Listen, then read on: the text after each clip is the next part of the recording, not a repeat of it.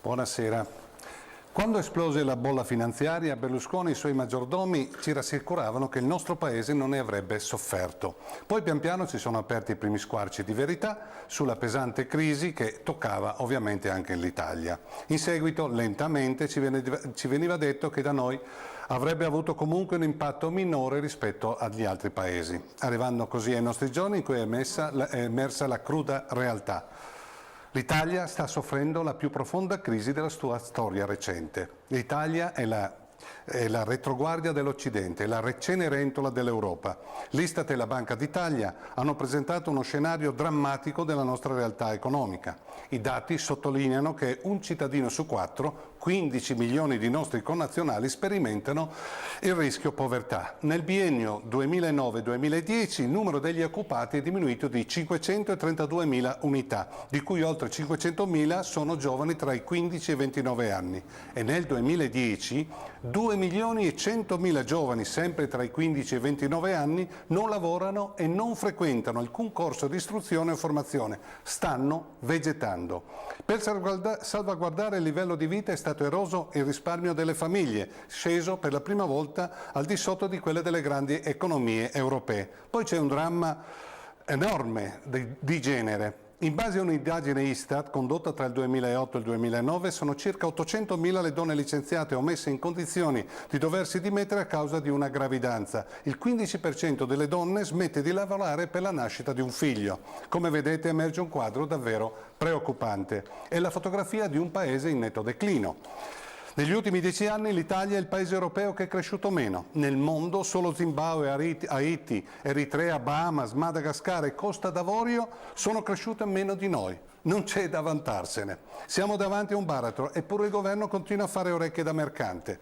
Ad esempio il ministro del welfare Sacconi dice che c'è una ripresa del mercato del lavoro e c'è una riduzione della cassa integrazione. Si dimentica colpevolmente che alla riduzione della cassa integrazione ordinaria e straordinaria è corrisposto un aumento di 600.000 lavoratori con la cassa integrazione in deroga, che è l'anticamera del licenziamento. Altro che miglioramento dell'occupazione, anche la Corte dei Conti illustra una situazione economica grave. Afferma che in 3 anni si sono persi 160 miliardi di euro di PIL e chiede che per tenere i conti in ordine una manovra correttiva di 46 miliardi di euro. Ecco perché non c'è da essere ottimisti.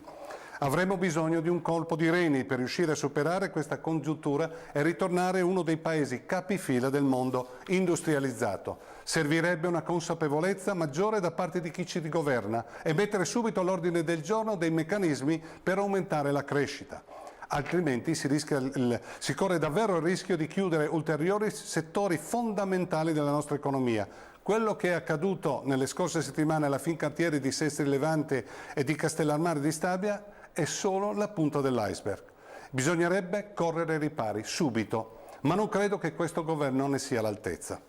E ora vediamo di alleggerire un pochino il clima piuttosto cupo di questa isola. Vi ricordate quando l'ex ministro Scajola in una conferenza stampa aveva dichiarato che la sua casa a Roma con vista Colosseo era stata pagata da altri a sua insaputa? Ebbene, ora c'è l'ex presidente del Consiglio regionale Ballaman che, accusato dalla Procura e dalla Corte dei Conti di Trieste di aver usato in modo disinvolto l'auto blu di servizio, si difende dicendo che la colpa è del suo autista. E così Ballaman ha portato a spasso la sua amorosa con l'auto blu della regione su indicazione del suo autista che lo aveva rassicurato che così facevano tutti. Sembra una barzelletta, ma è un fatto vero.